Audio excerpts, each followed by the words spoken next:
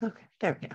Hello, and welcome to the Middle East Forum Speaker Webinar Series and Podcast. I'm Stacey Roman, and I will be moderating this discussion today. We are pleased to have Itamar Marcus, Director of Palestinian Media Watch, join us to discuss labeling the Palestinian Authority a terrorist organization. When Mr. Marcus will speak for 15 minutes, then open it up for questions. Should you wish to ask a question, please use the Q&A box located at the bottom of your screen to type your question. And with that, I will turn the discussion over to Itamar Marcus. Thank you very much, Stacey, and thank you to the Middle East Forum for inviting me. Okay, I'll share my screen.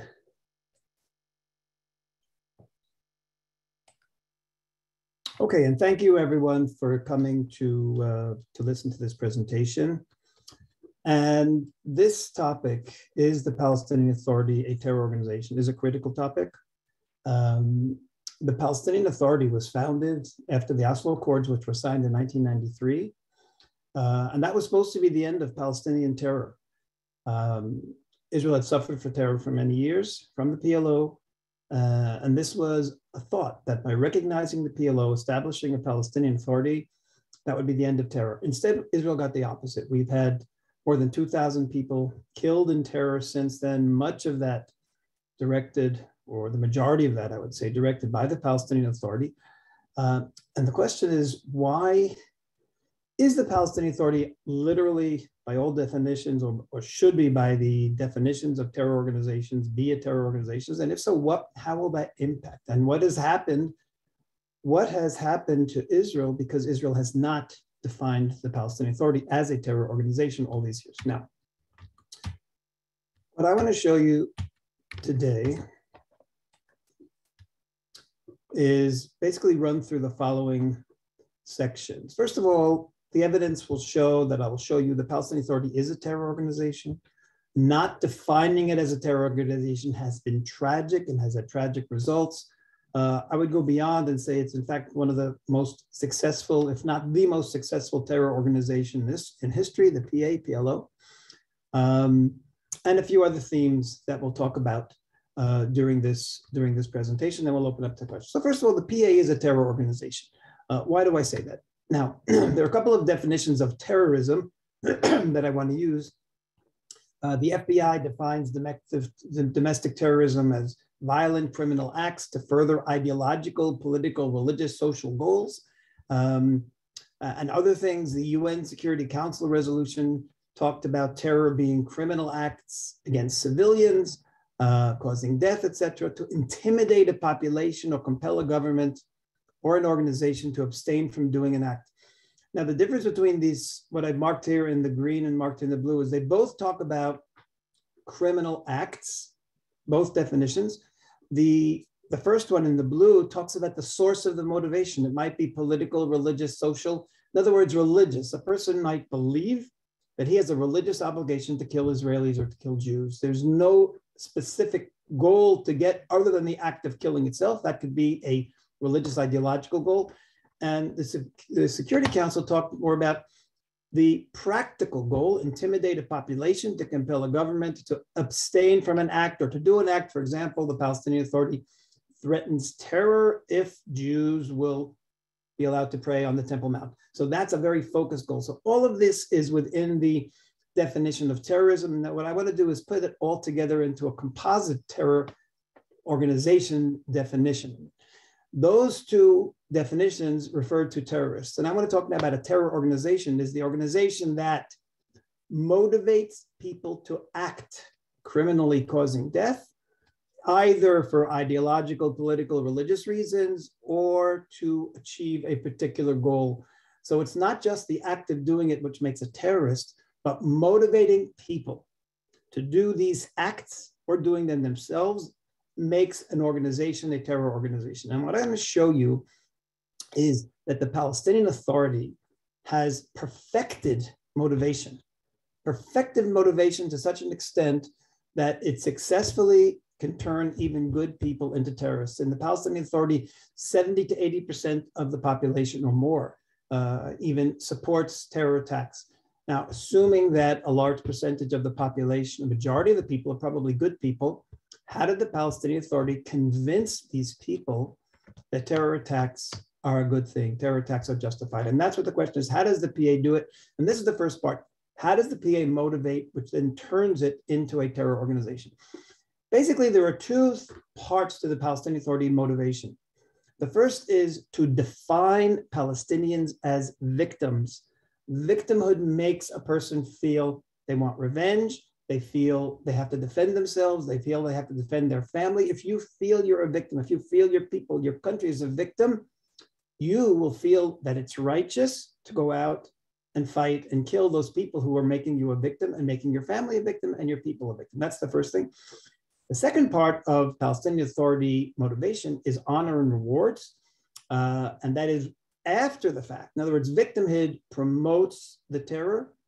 And once a terror attack happens, the terrorists are honored and they're rewarded. And this then completes the picture. So you're not left alone being an isolated terrorist going out and doing something, being motivated to kill, but you are then taken in by the Palestinian Authority. Now, I want to show you in specific details. When I tell you they're victims, I want to show you how the Palestinian Authority has literally perfected this victimhood ideology in so many ways. And this is constant messaging. I'm going to show you just a few examples of each category because we don't have any time, but there are hundreds of examples literally in each of these categories. Now, the first thing is that Palestinians, and in fact, the entire world, are victim of the Jews. The Jews are a source of evil in the world. Israel is a Jewish state.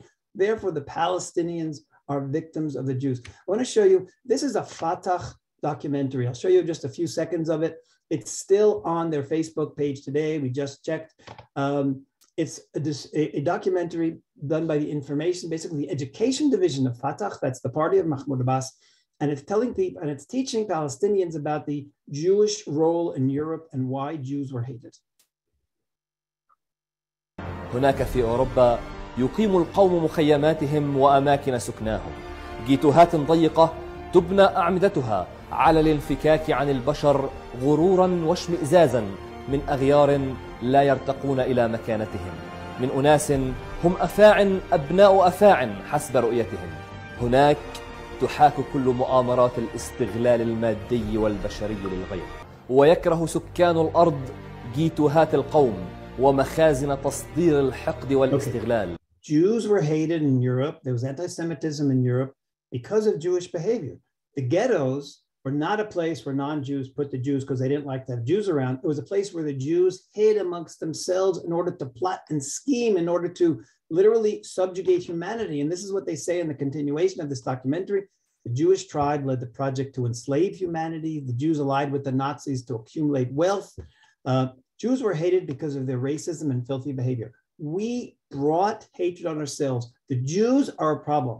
A Palestinian, the most important religious figure in the PA, went even farther than this. He spoke on TV and he said that Jews, from a religious perspective, the first documentary was from a social perspective. He says from a religious perspective, the Jews are connected with Satan. Satan brings all the evil in the world, and therefore the Jews are the source of evil in the world. I'll just show you the end of his talk here, where he makes this very, very clear. هذا ها هنا بدعا من الأمر هو صراع بين حقيقتين، حقيقة الخير وحقيقة الشر، بين مشروعين، مشروع الرحمن ومشروع. The Palestinians are Allah's project, and the Jews, Israel, is Satan's project because we're a Jewish state. So we have it coming from the secular Fatah ideology, from the religious ideology. This is all PA. The Jews are the source of trouble and problems for the entire world. Therefore, the Palestinians are victims of Jews. Now, Palestinians are victims of Israel. And here I want to show you how they do this. There's a video that just started playing now on Palestinian TV, March 11th, very new. Look at the message Palestinians are telling their people about what Israel is doing to Palestinians.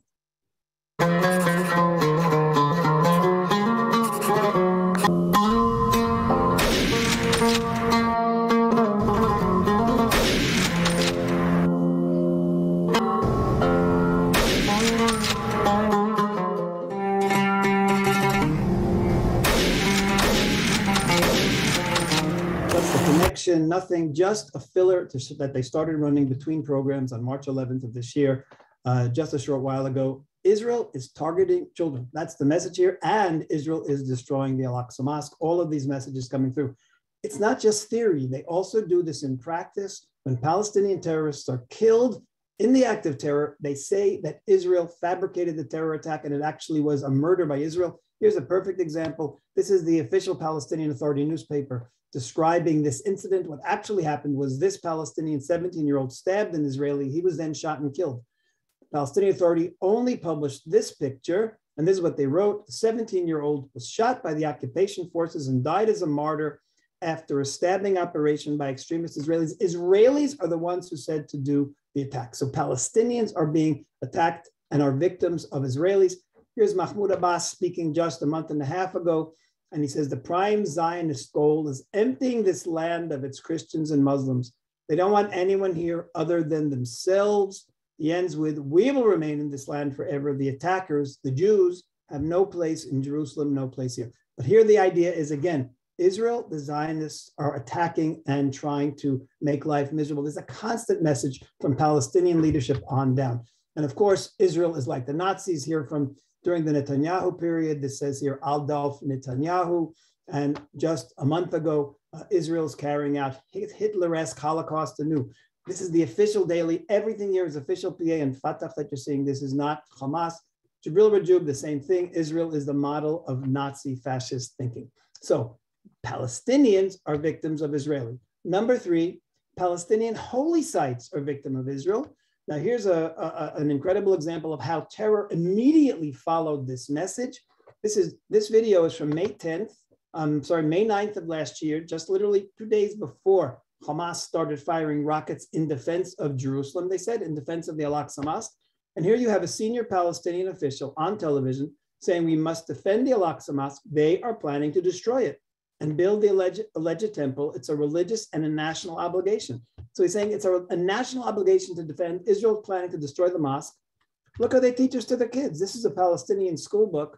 A tractor is digging under the mosque and the children are told to look at the cartoon and write a paragraph about the message the illustrator wanted to convey. So Israel is threatening Islam in this holy site. Number four, Palestinians are victims of Israel's existence. This is a very important one. The Palestinians tell the international community that they recognize Israel's existence, just want Judea and Samaria, what they call West Bank, Gaza Strip, Jerusalem. To their own people, they are victims of Israel's existence. I want to show you two short videos about this, just to show you how clear they make this. This is the Palestinian Authority Prime Minister speaking just 2 months ago on Palestinian TV.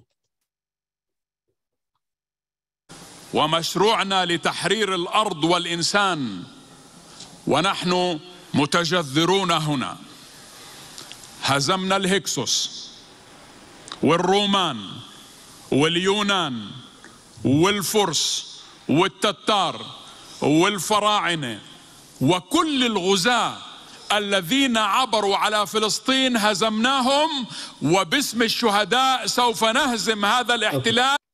They are victims of Israel. Israel is the hated occupation. Of course, this is an incredible fantasy world that the Palestinians create for their people. They defeated the Greeks and the Romans and the Persians.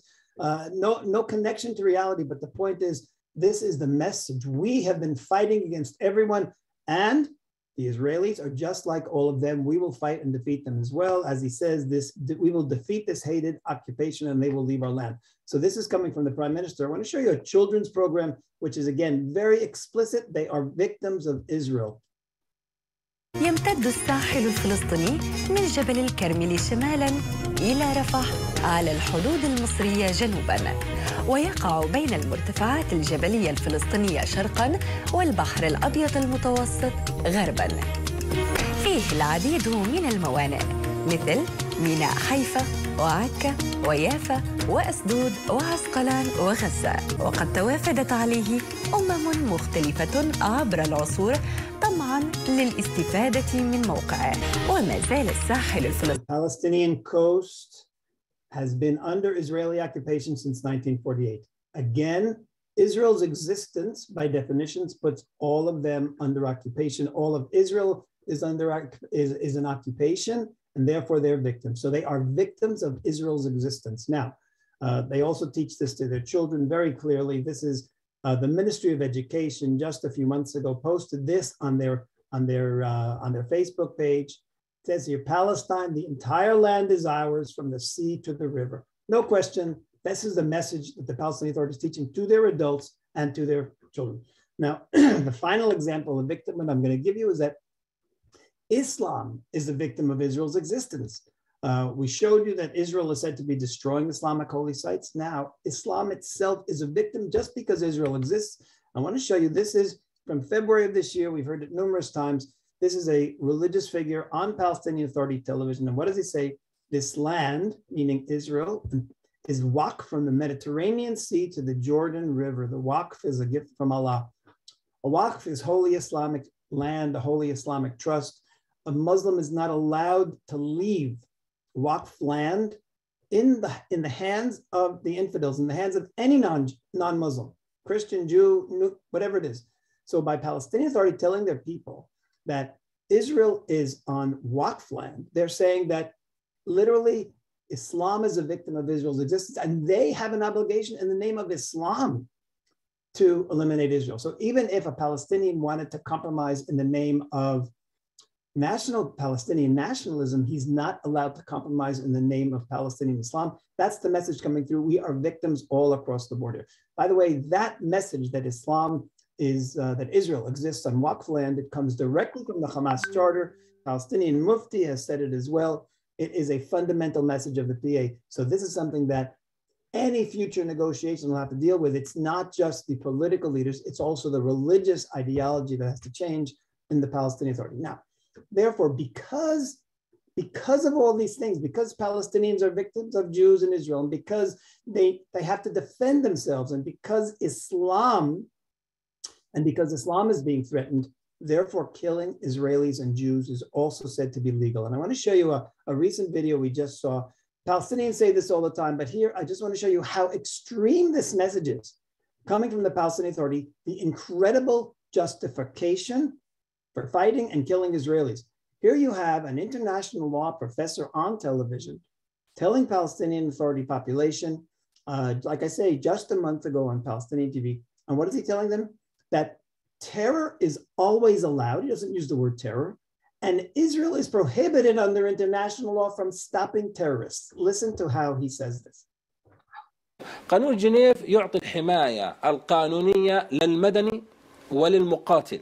الحماية اللي أعطاني إياها القانون الدولي كفلسطيني هو أنه فرض التزامات على السلطة القائمة بالاحتلال، ممنوع قتل سكان الأرض المحتلة لا فرادة ولا جماعات، حتى وهو في إطار ممارسة. Okay, this is what he's saying here, and it's unbelievable. It prohibits the occupying power from stopping the occupied people, meaning Palestinians, even while they're carrying out an action against the occupation. Even while terrorists are going to kill Israelis, Israel is prohibited from stopping them. This is what he is saying in the name of international law. And this is a constant message of the Palestinian Authority, that they have a legal right to fight Israelis and to kill Israelis, and that no Palestinian who killed an Israeli is actually wrong. So there we're getting it from the intellect, from the academic, secular. Here we get the same message from the same Palestinian religious leader. This is the head of the Sharia courts, Mahmoud Abbas's advisor, and he says that the Quran says, kill them. He quotes from the Quran, and he says, who are you supposed to kill? If someone attacks me. Now, again, he's turning Palestinians into victims again. If someone attacks me, my home, my land, my homeland, my property, my honor, my family, my existence, your soul, I'm commanded to fight and allowed to kill him. These are all the different categories of victimhood that we're talking about. They're being attacked, the land, the homeland, their honor, their religion is all being attacked. You have an obligation to fight and even kill them. And then he quotes from the Quran, kill them wherever you find them, literally. So what we're getting here again, in all these categories, they're giving both a religious message in the name of Islam, kill, and also the academic, intellectual, secular message. International law allows us to kill Israelis. Now, finally, Palestinians are taught not just to kill, but also to seek martyrdom. This was on TV, the beginning of this month. The terrorist had been killed.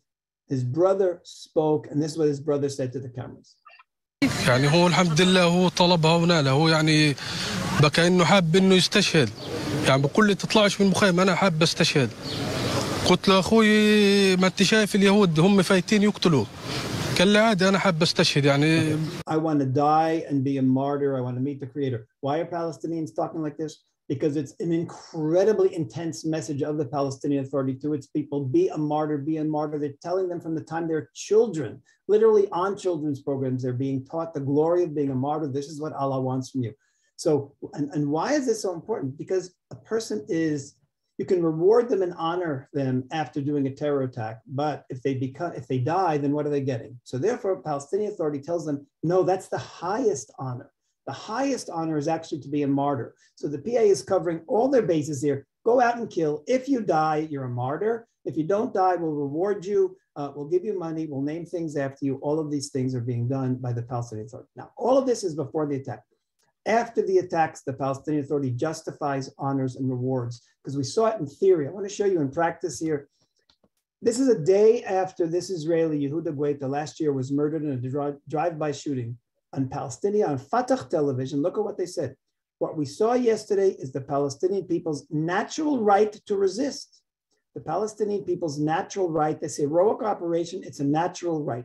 So shooting this student, this teenager, while he's in his car, is a natural right of Palestinians. This is the message. And talk about motivation. That's the message. It's not a soldier, it's nothing. This is the message of the PA. They also honor the terrorists, create tremendous honor. So for example, every girl going into the school every day sees the name here of Ayat al-Akhwas, a 17-year-old female suicide bomber. 17-year-old girls in high school are seeing an honor, that their school has an honor here in front for a 17-year-old suicide bomber. Here's the front of university. Salah Khalaf planned the Munich Olympic massacres. 5 schools named after terrorist Dalal Mughrabi, who led the hijacking of this bus and the murder of these children. So terrorists are said to be Palestinian heroes.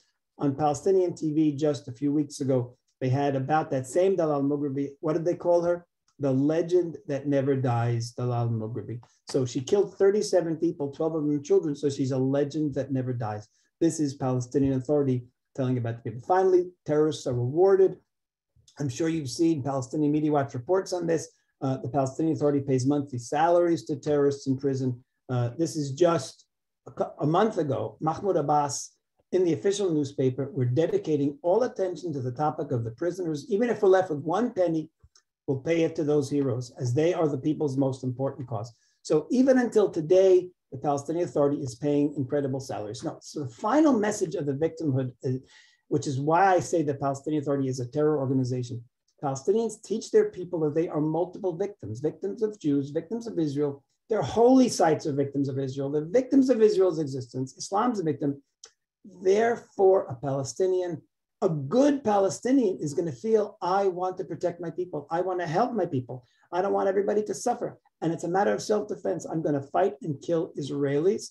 This is the message. So therefore, by definition, by motivating people in the name of all of these ideologies, as we saw in the original definition, by creating this motivation and rewarding them for terror, the Palestinian Authority definitely is a terror organization. Now, I want to quickly run through the second part of this, the effect of not defining the Palestinian Authority as a terror organization. Now, when did Israel first see the PA as a terror organization? Look how far back, 1996. Netanyahu and Israel decided to open up the tunnels that led underneath the Western Wall tunnels. Yasser Arafat went on TV. He spoke to a policeman on TV at a gathering of police officers. And he said the following: they fight in the cause of Allah, kill and are killed. Our Palestinian people will not sit by idly. Our blood is insignificant for the goal which we've joined together. Literally calls for violence. What happens? The next day, the PA goes out on its first terror wave. This is 1996. 3 days of fighting with the Palestinian Authority police officers under Yasser Arafat. 17 Israelis are killed, approximately 80 Palestinians. What did Israel do to Arafat? Did they define the PA then as a terror organization? No, tragically, it was ignored. In fact, Arafat saw that it was ignored, and 2 months later, he went on television, and look what he said. He said, all the options are open. I think that after the tunnel problem, meaning what they did, our people gave its answer. I say to Netanyahu that our people, when it rises up, it is difficult for any force in the world to stop it. Arafat saw the tunnel as a precedent. I attacked, Israelis were killed, my people were killed, but look, nothing happened. I'm still here and I'm going to continue. This is going to be my modus operandi. That's what Yasser Arafat said. And you know what? That's exactly what he did.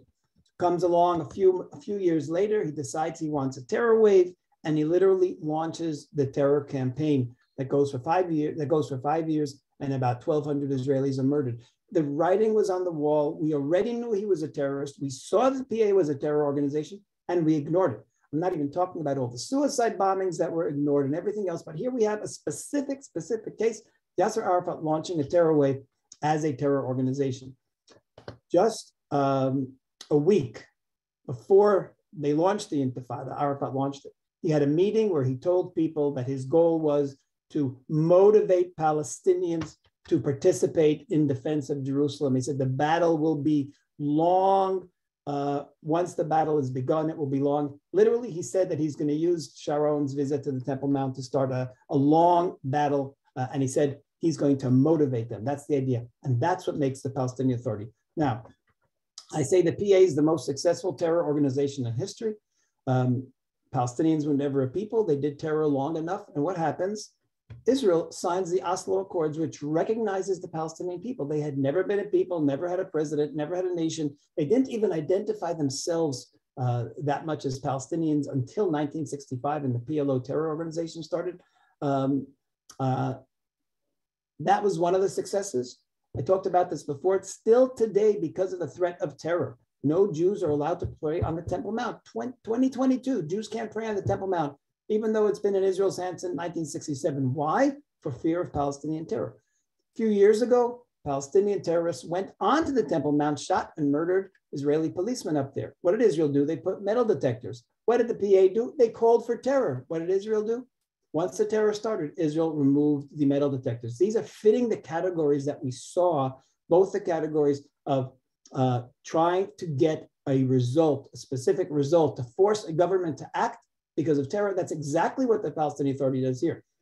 They literally force the government to act using terror. Now, one of the great tragedies of terror is the more the Palestinians do terror, the more international support that they have. Now, this seems outrageous. It should be the opposite, but no, they've been so successful in presenting the victimhood message to the international community that world sees Palestinian terror and they say, oh, if they're committing terrorism, it means they're suffering from the occupation. Otherwise, they wouldn't commit terror. Terror, Palestinian terror, is proof that the Palestinian Authority is victims in the eyes of the international community. That's how successful they have been at sending out this narrative of occupation, and that they are just resisting an occupation. Literally, the more terror they do, the more international support the Palestinian Authority has. Finally, the PA literally admits that it fulfills these conditions. It doesn't hide that it's motivating terror. It does all of this openly on TV. Like we saw, they claim that they are allowed under international law to kill Israelis. Literally, they claim that. They openly honor, they openly reward Palestinian terrorists and say this we're allowed to do because they're not terrorists. They're allowed to kill. They say terror is Allah's will.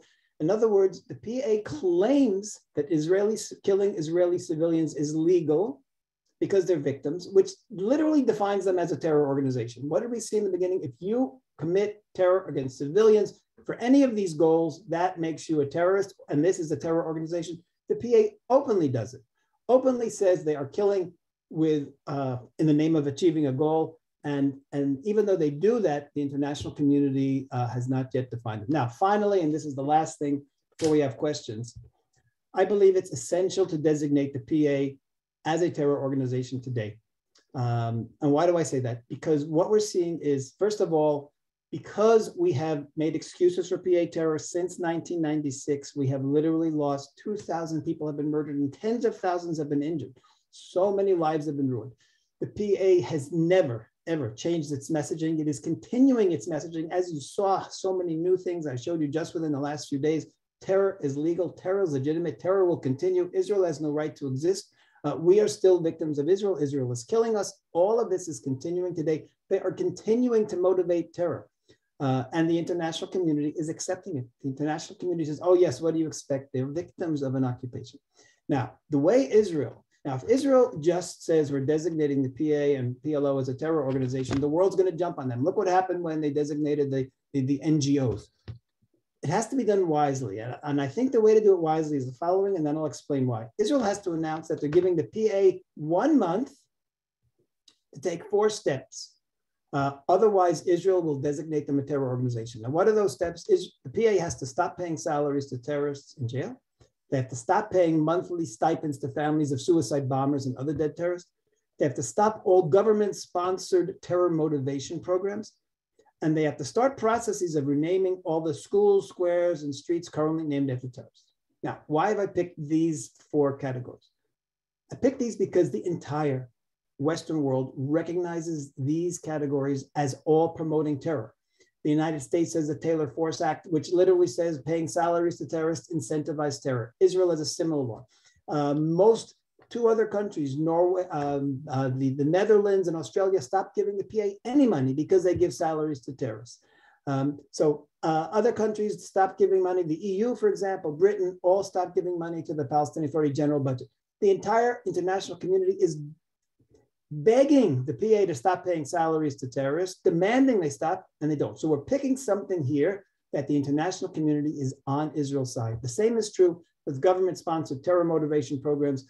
All of this promotion of terror, unfortunately, in the international community, sometimes they call it the Palestinian narrative. It is terror promotion. Israel can literally demand this. And finally, they have to start the process of renaming schools, squares, streets named after terrorists. Here as well, we have had numerous examples when PMW, Palestinian Media Watch, has exposed schools, squares, community centers named after terrorists. Numerous countries have taken their money back and canceled deals, including countries like Belgium, which supports the PA. It stopped funding Palestinian schools after we showed they were naming schools with their money after terrorists. Norway and Denmark both asked for their money back from the PA after they named a community center after a terrorist. Germany broke a deal about supporting Palestinian football because they named it after terrorists. So the international community rejects this. The international community knows it supports terror. Israel has to tell the PA they have a month to stop all these processes, to start changing the names, tell the international community, you all agree this is terror promotion. Tell the international community, don't talk to us, put pressure on the Palestinian Authority. I believe this is the only way that they can declare them a terror organization with the international community's support, because the international community will understand why we're doing it, because they all accept all of these four examples that I put here as major impediments to peace and literally terror supporting activity. Okay, that is it. And thank you. And let's open up now to questions. All right, thank you so much. I know our program usually runs 30 minutes, but if anyone needs to go and would like to watch our questions, we'll run about 10 minutes on the questions. So this will be found on YouTube within 2 to 4 hours of the live broadcast. All right, so going into it, JL asks, what is the specific benefit to Israel of designating the PA as a terrorist organization? What would the Israelis be able to do that they're not already doing to combat the PA's terrorism and misinformation, regardless of the designation? Well, first of all, the important thing is how they impact on the international community. The international community has been literally making excuses for all of these things that the Palestinian Authority does. They condemn them, but they continue to support them. They condemn them, they continue putting pressure on Israel. What I want to do is have it switch. The pressure has to be on the Palestinian Authority. If the Palestinian Authority is a terror organization, then no one can demand Israel to give in and make any concessions. They can't demand we give any more land. They can't demand we give them more money. They can't demand anything from us if they're a terror organization. Since these are 4 categories that the international community accepts, what we could say to the international community and should say is have the Palestinians stop paying salaries to terrorists, and then we'll be happy to come to the table with them and talk. But we can't come to the table with them. So it won't have that much, it will certainly have an effect also internally, but beyond internally, internationally, it will change I would say beyond that. I think the international community has decided that since Israel doesn't care so much about all these terrible things, why should we care about them? If we show them that we really care about it, then they will have to put pressure on the Palestinian Authority. Thank you. From David Levine, can you envision any strategy which would counterbalance the overwhelming propaganda the Palestinians are fed from birth, which could possibly alter the mind of a Palestinian? Would revealing the scandalous theft of international aid by their leaders be a first step? unfortunately, the Palestinian population knows that their leaders are stealing money and has not been willing to do anything about it. I say do anything about it. Right now, the Palestinian Authority, the population actually is fed up with their own government. 80% of the population says that the PA is corrupt and is demanding elections for a number of years already, but the PA doesn't have the elections. Under Yasser Arafat, when it was exposed how much money he was stealing, and we saw that the Palestinian population wasn't responding. We spoke to Palestinians about this, and they said, in the Arab world, it was so accepted that the leaders were stealing money from the population. That wasn't the issue that concerned the people so much. It was expected. What they wanted to see was progress on the ground, vis-a-vis Israel, vis-a-vis other issues, possibly vis-a-vis their own personal situation or their national situation.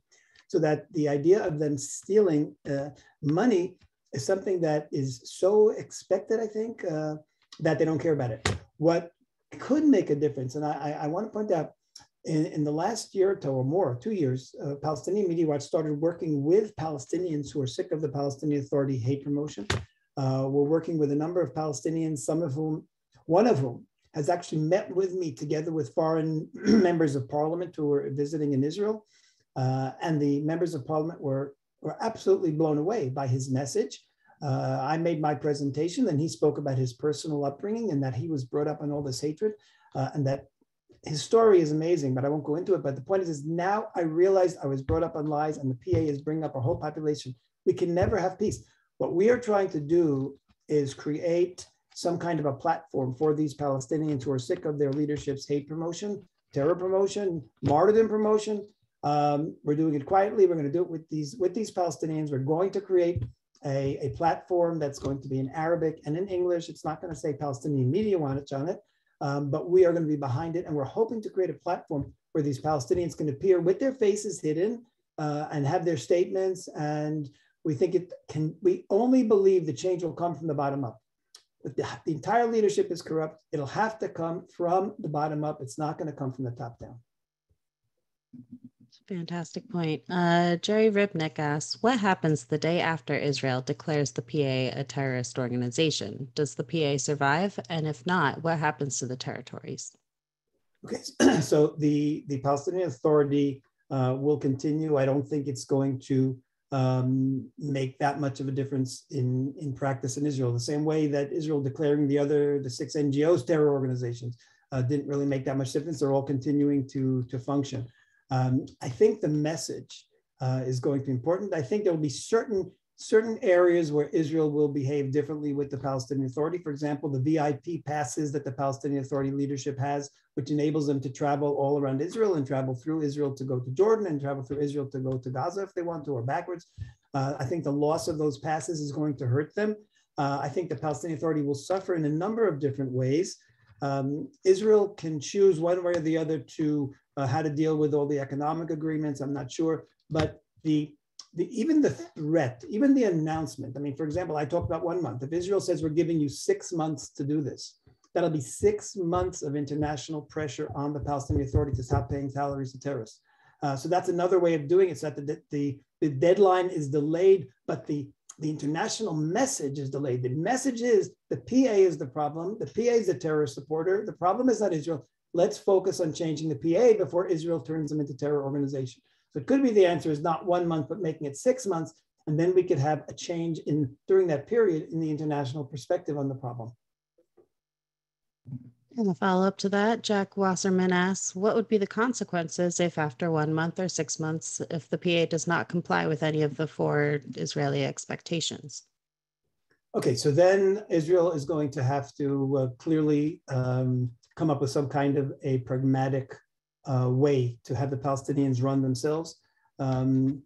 Could be internationally arranged new elections. The Palestinian Authority will probably continue to function. No one is going to come in and take the Palestinian Authority apart. Israel's not going to go and take them apart. Israel will be taking away certain rights that they have. Like I said, Israel has, but the key here is that if the Palestinian Authority continues to teach terror as it's doing, this is going to go on for the next. I mean, the Oslo Accords were 1993.